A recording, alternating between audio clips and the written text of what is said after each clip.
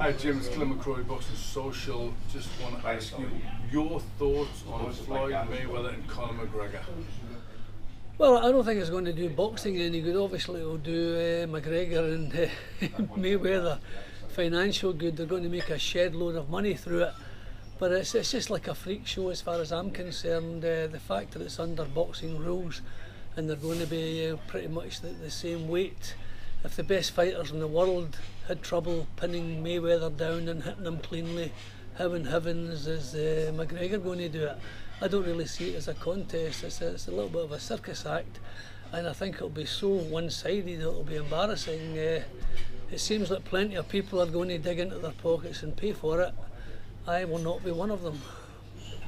Jim, your thoughts on Kovalev and the finish surrounding that? It was a strange ending. I don't really see any quit in Kovalev. I got the impression as I watched it live that he reckoned the punches were low, and I couldn't really argue too much with that.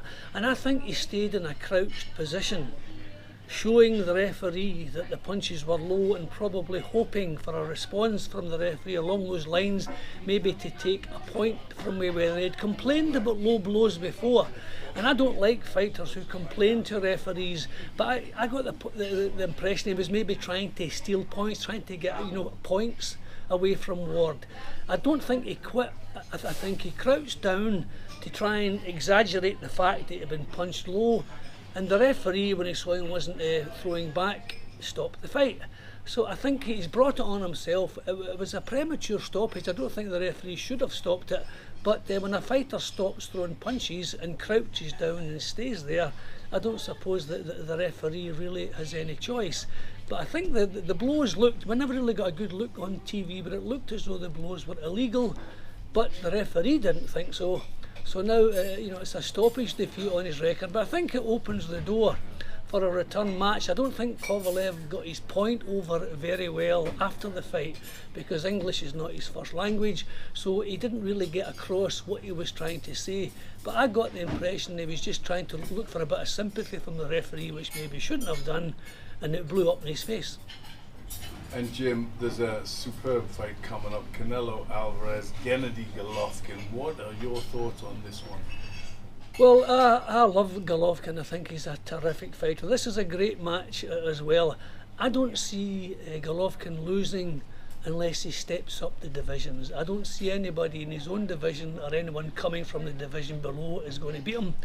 And a fight like this has been a huge fight for a long time. They've been talking about it for a long time. And when I see this situation, I like to look at the participant who's been trying to get the fight made, and who has maybe been putting it off as long as they can. And it's always looked to me that Golovkin and his camp are the ones who want the fight, and Alvarez is maybe thinking, no, we'll get as many fights crammed in before we've got to fight Golovkin. I think they've maybe been embarrassed into the fight now. If he's going to move up in the middleweight division, then but full credit to him. I mean, and by the way, this is not a slight against Alvarez, because fighters, as you know, will fight anybody. It's the handlers behind who make the decisions, and maybe it's a sensible decision, but I strongly fancy Golovkin. So this is Jim Watt for Boxing Social.